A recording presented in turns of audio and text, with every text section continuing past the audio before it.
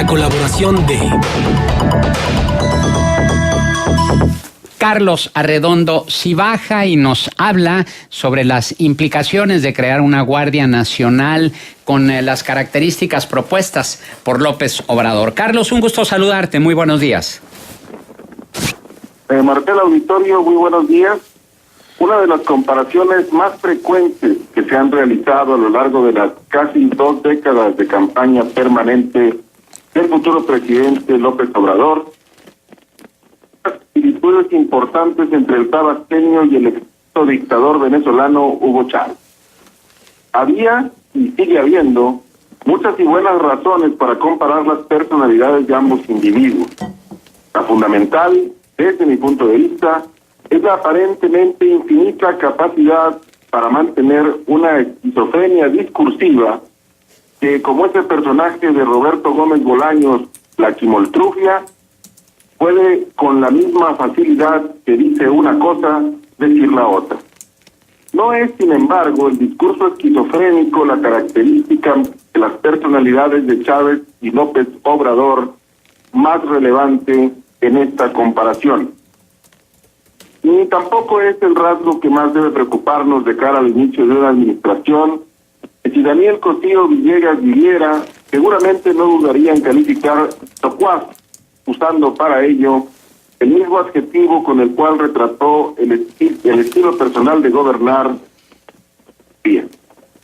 El rasgo más peligroso en el carácter del futuro presidente mexicano y su alter ego venezolano, su vocación antidemocrática, su ambición por el poder absoluto, su convicción en el sentido de tener todas las respuestas y la legitimidad para imponérselas a los demás. La más reciente muestra de esta vocación es la presentación de la propuesta de reforma constitucional que pretende crear una Guardia Nacional rica en los hechos, replicar en México el modelo de gobierno cívico-militar, entre comillas, que en Venezuela ha servido para imponer a lo largo de casi 2 décadas un régimen que ha destruido la democracia, la economía y los del país. En manos de los militares, Hugo Chávez utilizó el poder para constituirse como el único referente de la política nacional venezolana. Pero no solo eso, utilizó al poder militar para constituirse una voluntad que valía en Venezuela, lo mismo que ha hecho hasta hoy su sucesor Maduro. La democracia venezolana, a no dudarlo, ha sido totalmente derruida. La economía está hecha un desastre. El Fondo Monetario Internacional dijo este año que Venezuela llegará a la inimaginable cifra de 1.000.000% de inflación. El próximo año podría ser de 10 millones. Ese modelo sigue persistiendo y que perdura hasta nuestros días, gracias a que los militares sostienen en el poder a la camarilla que encabeza Maduro en aquel país. La propuesta de crear una Guardia Nacional implica de facto militarizar la vida democrática de México, porque no solamente se trata ya, como en el caso de la propuesta de ley de seguridad interior que envió el presidente Enrique Peña Nieto al Congreso y que la Suprema Corte de Justicia de la Nación ha declarado inconstitucional, de otorgar facultades reales al ejército para realizar trabajos relacionados con la seguridad pública. Ahora se pretende que sean también los militares los responsables de investigar y perseguir los delitos. Se trata, duda alguna, y eso lo demuestra el documento que acabas de comentar, Juan, le entregaron al presidente electo 500.000 de organizaciones civiles mexicanas. Se trata de un error terrible, un error garrafal en materia de consolidación de las instituciones democráticas. López Obrador ha dicho a lo largo de muchos años que los regímenes emanados del PRI y del PAN se equivocaron la estrategia, porque mandaron a los militares a la calle y mandaron a los militares a tratar de reprimir con fuego la actividad criminal de los grupos de la delincuencia organizada. No solamente no hay ninguna diferencia en lo que ahora propone él, sino que la respuesta es incluso peor. De lo que se está planteando, y eso explica la estentórea reacción de organizaciones de la sociedad civil, se está planteando es utilizar la fuerza militar no para pacificar al país, no para serenarlo, como dice López Obrador, sino para someterlo. Porque los militares, más allá de que como parte del entramado institucional en una posición para defender la soberanía, los militares no están entrenados para respetar las libertades civiles, no están entrenados para garantizar la prevalencia de los derechos, están entrenados para usar la fuerza. La futura secretaria de Gobernación, Olga Sánchez Cordero, dijo al respecto que la futura Guardia Nacional estará integrada por policías militares que son más policías que militares. La afirmación no podría ser más falsa. Se trata de militares y lo que se está pretendiendo es militarizar no solamente la seguridad pública, sino también el aparato de justicia. Esto es absolutamente inadmisible y sería el primer paso para que todas las conjeturas respecto de las similitudes entre el extinto dictador venezolano Hugo Chávez y el futuro presidente de la República comenzaran a tener visos de innegable realidad. Hasta aquí el comentario. Y muy interesante, sobre todo porque hoy mismo Reforma publica que el presidente Enrique Peña Nieto cerrará su sexenio con cerca de 125,000 muertos. Hasta octubre de este año se habían registrado 121,948 homicidios dolosos durante su administración, con el último mes por contabilizar y de mantenerse la tendencia de octubre pasado de 2,460 muertes violentas, se alcanzaría la cifra de 124,408 asesinatos, más que los de Felipe Calderón en su mandato, que fueron 103,000 ejecutados. Y bueno, desde tu punto de vista, con esta Guardia Nacional, ¿seguiría en esa espiral ascendente o se podría frenar? No, es que justamente una parte del problema de ejecuciones violentas que hay en México es que el ejército ha cometido innúmeros actos de violación a derechos humanos, que ha realizado ejecuciones extrajudiciales y ha utilizado excesivamente la fuerza. No se puede pensar que podría ser distinto por el hecho de que a la palabra militar le antepongas otra palabra que dice policía. El hecho de que te pongas la palabra policía no le quita lo castrense a los elementos, pero sobre todo, más allá de eso, el mando que se plantea que esté al frente, quien tenga la conducción de esa Guardia Nacional es un militar. Es decir, en esencia se trata de una militar la que se está pretendiendo crear. Y implica que la forma de visualizar los problemas y la forma que se tiene, las recetas, las fórmulas para resolverlos, serían de factura castrense. Y eso no funciona para la seguridad pública. No existen ejemplos en el mundo que nos permitan confiar, pensar, creer que una solución de este tipo puede ser la que necesitemos. Efectivamente hay un terrible problema de seguridad pública.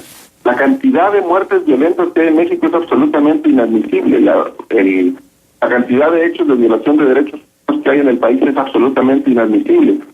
El Ministerio Público es un problema en el sistema de procuración de justicia y de impartición de justicia. Todo eso es verdad, pero la solución ciertamente no puede ser poner en manos del ejército y de los militares en general la seguridad del país, porque eso no solamente no va a funcionar en términos de seguridad pública, constituye una gravísima amenaza a los cimientos del régimen democrático.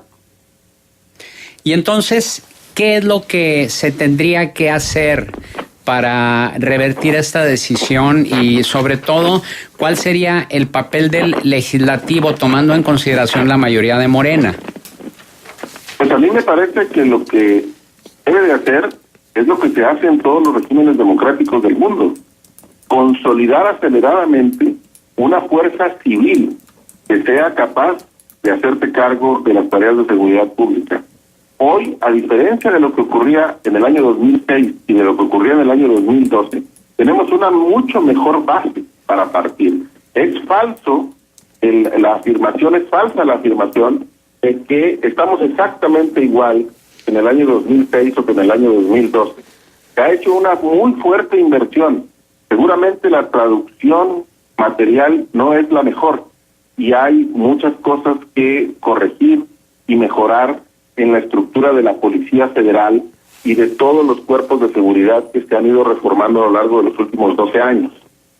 Pero no cabe duda, estamos mucho mejor en términos de infraestructura policial que hace 12 años. Entonces, esa base es mucho más sólida para consolidar el proceso de creación de una institución civil.